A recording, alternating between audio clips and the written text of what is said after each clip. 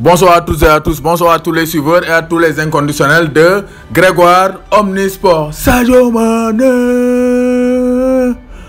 Mané, Sadio Mané, l'enfant de Bambali, la fierté du Sénégal, va disputer une deuxième finale de Ligue des Champions consécutive. Après donc la défaite face au Real Madrid, Sadio Mané va en découdre avec le vainqueur Ajax Tottenham, donc le 1er juin au Wanda Metropolitano à Madrid, fële ci Espagne. Donc justement l'Espagne est actuellement en désarroi parce que Liverpool vient donc de tabasser. Liverpool dañoo door Barça ba ñu tëdd une fessée seen xott yi lañ jël tàpp leen tàpp yu metti tànn par 4 la voilà lii mooy tànn par 4 Origi 2 Wijnaldum 2 waaye lii neexul sama gars yi lii neexul Mané donc Liverpool s'est imposé contre tout attendant parce que ñëpp ñu ñoo xalaat ne Liverpool mën naa gagner mais empêcher le Barça de marquer. Klopp sa waxoon na ko en conférence de presse comment faire pour empêcher le Barça de marquer et Liverpool l'a fait. Liverpool a été conquérant, Liverpool a été donc explosif, incisif, décisif. Liverpool a bien réussi son challenge, Liverpool a bien réussi son pari. Liverpool a effectué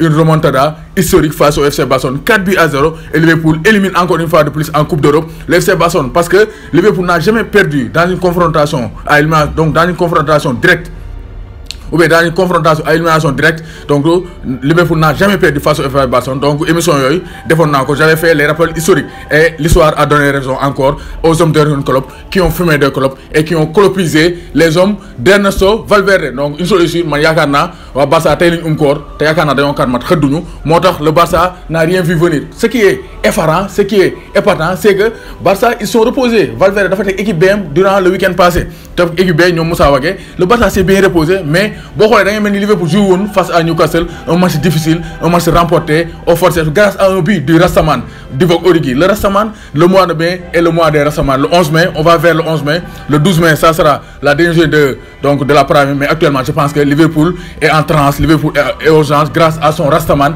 Divock Origi, l'homme du mois de mai à Liverpool. Parce qu'avec ses Rastas, il a marqué un doublé, il a marqué le premier but. Donc après un arrêt réflexe de Marc-André ter Stegen, il a bien suivi pour ouvrir donc le score et mettre le doute dans la tête des joueurs d'Ernesto Valverde. Après Liverpool, avec un pressing incessant. Donc Liverpool pressing bu métti lañ teg FC Barcelone te la mooy avantage Liverpool seen terrain bi dafa ndaw contrairement au Camp Nou bi xam dafa yaatu moo tax gars yi dañu doon wax Van Dijk li mayeen Van Dijk donc c'est pas évident nga marqué foofu le FC Barcelone parce que seen terrain bi dafa yaatu te Messi bu accéléré foofu day métti mais boo xoolee donc les terrains anglais sont beaucoup plus petits, sont beaucoup plus étroits, sont beaucoup plus petits moo tax actuellement donc le Barça a eu du mal à développer son jeu te gis nañ ne Liverpool est à l'aise dans son jardin. Anfield Road, il fallait au moins tout cela pour vibrer, trembler, frémir, peu importe dans quel ordre. Donc Anfield Road, incandescent les 5 minutes qui ont précédé l'entrée des joueurs. Donc Anfield, joueurs dañoo dugg ci rek gars yi stade bi commencé rire, affaire di yëngatu, bâtiment bi stade bi di yëngatu. C'est pour dire que Anfield c'est une grande équipe. Donc Liverpool c'est une grande équipe et Anfield c'est une grosse pelouse pour les soirées européennes. On se rappelle donc de la finale de Istanbul. Donc au stade Atatürk fële ci Istanbul en Turquie, Gérard avait mené la révolte et Gérard était aujourd'hui sur les travées de Liverpool. Gérard vibrait parce qu'il voulait être sur le terrain pour aider ses jeunes frères à renverser le FC Barcelone. Mais Gérard a bien soutenu ses frères et ses jeunes frères ont renversé le FC Barcelone parce que ku seetaan double confrontation xam nga ne Liverpool mérite amplement sa victoire parce que donc du question ay tactique mais Liverpool techniquement, tactiquement et donc physiquement, donc mystiquement, Liverpool dafa mën FC Barcelone. Match aller bi, Liverpool a dominé le Barça dans son jardin et Liverpool a été puni par 3 buts avec 2 éclairs du génie Lionel Messi. Mais cette fois-ci, Lionel Messi n'a rien vu venir avec le regroupement défensif des restes de Liverpool dans un terrain petit, donc autre que différent du terrain de Anfield Road. Donc gis nañ ne donc Liverpool a gagné avec les absences conjuguées de Firmino et Salah. Firmino et Salah bokkuñu ñu ne Divock Origi, l'homme du mois de mai, le Rastaman qui a tout fait voir au FC Barcelone, mais aussi le remplaçant aujourd'hui non Wijnaldum mi nga xam ne match aller bi dañ ko tegoon titulaire mais Wijnaldum cette fois-ci remplaçant le dugg et Wijnaldum a sonné la révolte. Barça 25 minutes ñu craqué, 54e minute de jeu ba 75e minute de jeu, 25 minutes donc gis nañ 70e minute de jeu, donc 25 minutes et le Barça a craqué au grand bonheur des restes de Liverpool. Donc 7e minute de jeu Origi dugal, donc Henderson dafa dóor Marc-André Segen donc def ben horizontal tapé balle bi Origi fekk fa bombu ci camp yi donc Bombas mu dugg après John Wijnaldum dugg sur une passe décisive de Trent Alexander-Arnold qui était de retour parce que Klopp avait commis l'erreur même si Trent Alexander-Arnold n'est pas un as de la défense, mais donc c'est un pilier, donc ou bien c'est une pièce maîtresse dans le jeu offensif des restes de Liverpool, parce que Trent Alexander-Arnold donc fait partie des ailes de feu des restes de Liverpool, parce que on a 13 passes décisives cette saison, 11 en Premier League et 2 ce soir face au grand Barça. Donc Mas Alebi, il a su qu'il devait évoluer défensivement pour donc tenir sa place face au FC Barcelone. Face à Newcastle, il a failli, mais cette fois-ci, il a bien tenu le coup. 2 passes décisives. Donc premier passé pour Georginio Wijnaldum, Shaqiri, central, Georginio Wijnaldum, 56e minute pour le 3e but. Wijnaldum de top, taxaw ci air bi 3 minutes 75 secondes après yak bal bi ci camp yi regeju taj donc bal bi dugg donc et le dernier but donc grâce à une ruse à un malice de donc Trent donc Alexander-Arnold. Il a 20 ans mais boy bi ku moussa boy bi mouss la def parce que dafa melni kuy dóor melni donc dafa tebel melni kuy wàññeeku melni kuy jël élan ndek gis na Divock Origi wa Barça ils étaient distraits mu ñëw rek centre Divock Origi donc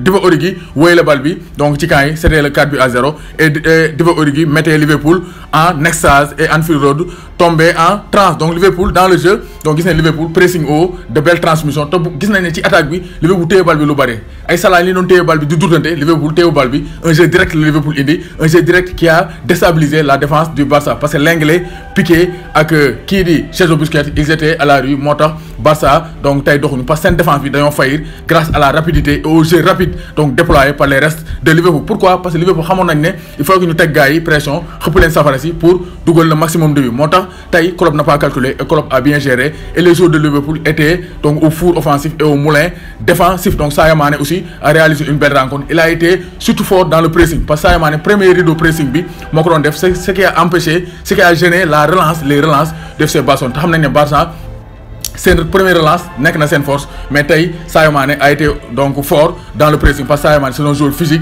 et généreux dans l'effort même s'il n'a pas marqué. Sadio Mané fait partie des meilleurs joueurs de Liverpool aujourd'hui. Je pense que aujourd'hui c'est toute l'équipe et gàcce ngalaama donc chapeau à Jürgen Klopp qui est taxé. Moi je pense que man mi sax damay wax ne Jürgen Klopp il est un loser mais cette fois-ci il a montré que qu'il peut être là dans les grands rendez-vous et Liverpool se qualifie en finale. 13 tirs au total pour Liverpool, 8 tirs au total pour le Barça, 5 tirs cadrés pour le Barça, 7 tirs cadrés pour les restes de Liverpool. Donc malgré l'absence de Naby Keita, donc de Mohamed Salah et de Firmino, Liverpool a montré que c'est une équipe et c'est un collectif contrairement au Barça qui se base surtout sur les exploits de Lionel Messi. Et cette fois-ci, Messi n'a rien vu venir et Liverpool s'impose. Donc waaye li neexul Sadio Mané deuxième finale waaye li neexul Mané et le grand bonhomme aujourd'hui c'est Alisson Becker encore lui Eric le portier de la Roma donc moo qualifié Liverpool face à Naples Arkadiusz Milik dafa doon dugal Alisson Becker def parade décisif dans les derniers instants de la rencontre gars dañ koy fàtte mais Alisson Becker a toujours été décisif avec les restes de Liverpool cette saison. 17e minute mu bloqué les tirs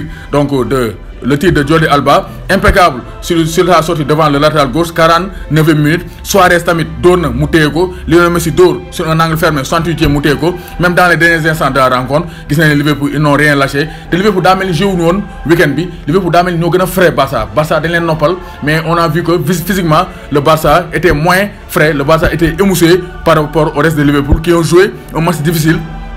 95 minutes face au Mascaïs. Donc gis nañ ne Liverpool s'impose et Liverpool a mérité amplement sa victoire. Donc félicitations aux supporters de Liverpool bàyyuma kenn ku lim juum tey duma lim ku lim juum képp kuy bëggee Liverpool donc félicitations. Ça c'est une fierté pour le Sénégal, la qualification de Sadio Mané deuxième fois successive pour la Ligue des Champions, finale de Ligue des Champions. Waaye li neexul Sadio Mané